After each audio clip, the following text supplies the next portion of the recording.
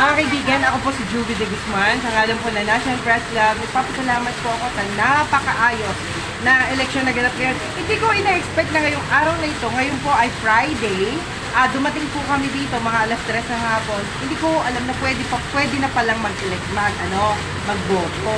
So very fortunate po na hindi na po kami babalik sa Sunday kasi nga po, alam niyo naman, may alaga po akong matanda. At yung mami ko po, thankful kasi pinanalangin ko po ito na sana makaboto ko ng maaga. Yung ina-expect ko na dapat sa Sunday ako boboto, mas maaga pa. At ngayon ay Friday pa lang mga kaibigan. Isa pong papasalamat sa Panginoon na sana po gabayan niyo lahat ng mga narito sa National Press Club, manalong matalo, ang importante, huwag silang maghiwa-hiwalay.